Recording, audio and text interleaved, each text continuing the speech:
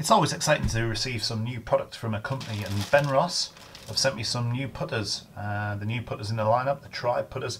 Don't know a lot about them, so they've sent me some information via this leaflet. I'm going to have a little read of that before we get too much into the review. Let's open these putters up, let's see what they look like.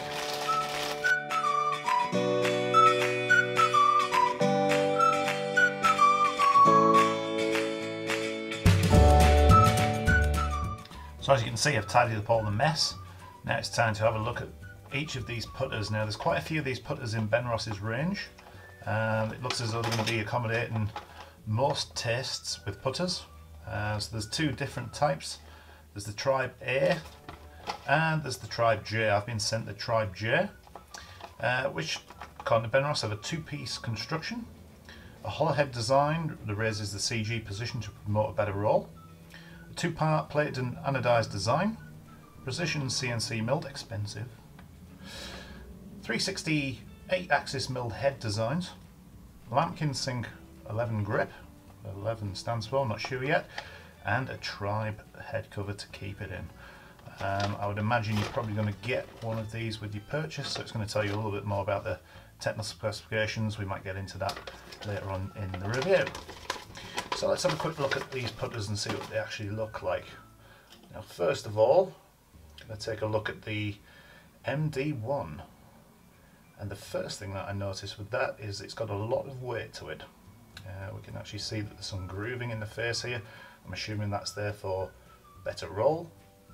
It's got quite a large footprint to it. It's not the smallest putter in the world. That's not going to appeal to everybody, but it certainly looks as though this one's going to be quite easy to align. We'll take a look at that later on. Grip wise, yeah, we've got a lambkin grip. Quite thick as well. That tends to be quite trendy these days, having a thick grip to try and promote less wrist activity through the putts. Right, let's have a look at the smaller putter of the two. And this is the MD4. Again, quite a lot of weight. The first thing I've noticed with these putters, there's quite a lot of weight to them.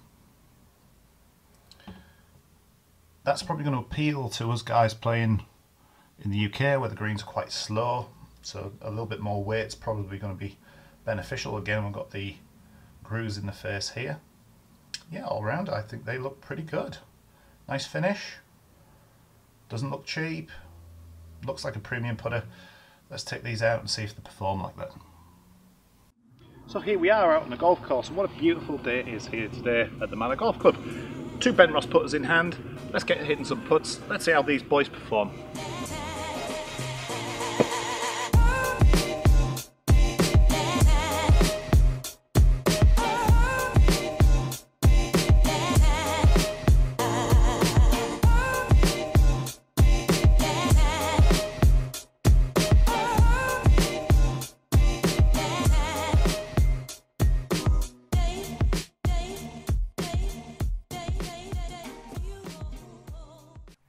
So the first thing that we're going to look at with these two putters is ease of alignment. Now manufacturers have been putting things on putters to allow you to aim the putter better for decades. What have Benross actually come up with? Well, with the smaller of the two putters, this is the MD4, they've gone for quite a classic, almost like a ping answer shape style, that old school style shape, but they've elongated it slightly so that the white line on the back is quite long, and it certainly does the trick. I feel as though I know where the putter blade is aiming. It's not helping me hold any putts with it, but I like that. Let's have a look at the slightly bigger model. Now you would imagine with this having such an elongated head that the white lines are going to be longer. Yes, they are. And we've got all sorts of bits and pieces in here to help you align your putter square to your target. This certainly seems to be easier to align. And I still can't hold one. Shave the edge. Let's see if I can hold the last one. I do like the longer lines on this. I feel if you're somebody looking for a putter that's going to allow you to aim it better. There we get one in the end. These two long lines on the bigger model, the MD1, could be right up your street. So the next thing to consider is how the golf ball feels when it comes off the putter face. Now, a lot of golfers like the ball to feel soft when it comes off the putter head. Not sure how much difference that makes to performance, but I must say I am one of those people. I don't like the ball to feel harsh or hard when it comes off the face, and you'll be pleased to know that with this little MD4, this fairly soft Nike PD ball does feel quite soft when it comes off the putter, so it's ticking that box if that's what floats your boat. One last putt with it. Yeah, and it does sound quite solid as well. It's not tinny at all. Quite impressed with that. I do like that.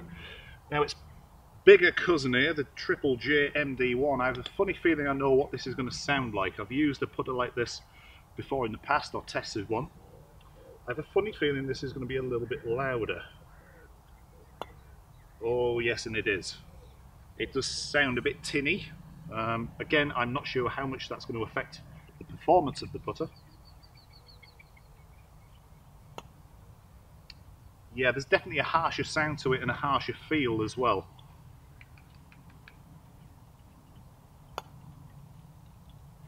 Yeah, so as a preference, I prefer the smaller of the two models, the MD4.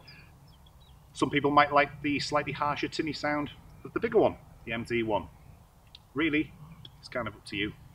So the next thing to consider is balance and stability. So how does this putter actually feel when you move it backwards and forth? Now, it is completely face balanced, so there's no toe drop on this model, the MD4. But let's see what it's like to actually swing backwards and forwards. Yeah, it does feel pretty good actually. It doesn't feel as though it's wobbling around. There's plenty of weight in the putter to keep it nice and stable. So if you're somewhere that is particularly windy, if you're playing in the wind quite often, you probably don't want a putter that's like a feather, because it's going to get blown around all over the place. So I like that. It does feel very, very stable to me. Now the bigger one, you would think that this would be even more stable with it being so big, but let's see if it is. Again, fairly heavy. It doesn't feel any heavier than its smaller counterpart there. And again, this thing seems to swing backwards and forth quite nicely. I do like to feel as though I'm taking the putter straight back and straight through, and it certainly seems to aid me in doing so.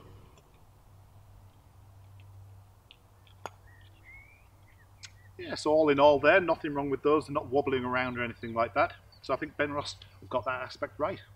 Now let's see how the ball rolls off the putter face, something that's very, very important. You don't really want the ball bouncing and bobbling up off the putter face with any real sort of backspin at all. The ball's going to maybe roll once or twice and then start rolling. It'll initially come off the putter face with a small amount of backspin, but if there's too much, we'll get the ball bobbling around. Let's see what the ball comes off the face of the MD4 like. Yeah, and it pretty much starts rolling straight away. Doesn't seem to skid or jump. That's pretty good. Benross have put the grooves in the face. I'm assuming they're there to aid in this roll. And as I said at the very start of the review, they've made these putters hollow so they can position the CG in a location that aids that rolling.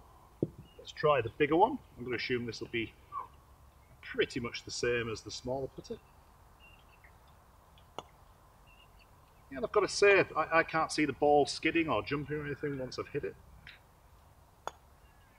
So it does seem to be rolling pretty true. Pretty much straight away, there's no skidding or jumping like I've said. Yeah, I think Benross have got that right as well. And last but not least, the putter handle. Now Benross don't manufacture this actual putter grip that they're putting on these putters. They've left that up to Lamkin. Lamkin have been making grips for a long, long time and are very good at it. So I'm expecting some good things from the grip. I'd expect this to be made out of a premium compound, so it's probably going to last some time. Now the thing with a putter grip, it doesn't actually really need to be grippy. So this certainly doesn't feel that tacky, but again, you're not going to be swinging this around like you'd be swinging an iron or a wood or anything. So it's more feel based. What does it actually feel like in your hands? And I've got to say, this doesn't really float my boat, but then I was brought up on thin pistol grips like what the Pingancy used to have, showing my age there. This feels quite thick, or wide, but it doesn't feel that deep. So it's quite narrow sort of front to back, but it's quite wide. Now that doesn't really seem to fit in my hands that well, and the feel isn't that great, but then I guess I'd probably get used to that if I was given enough time. And it's a real personal thing what putter grip you prefer, so these putter grips can be changed. If you're buying this from your local professional, I'm sure he can take the grip off and put you something else on. But it's not bad, but I would change it. You go into the professional shop, test these putters out and see what you think of it yourself. Thanks for watching the review on the Benross MD TRIBE Putters. Hopefully you've enjoyed the review just as much as I enjoyed reviewing them. And you probably picked up the overall feel of that review. I liked these putters. I think they're very, very good for the £99 price point. Yes, okay, they're not quite Scotty Cameron-esque, but if your budget's around the £100 mark, I don't think you can go far wrong with these. If you enjoyed today's review, please give it a thumbs up, press that red button while you're down there and subscribe. I'll see you all again soon. Enjoy your golf.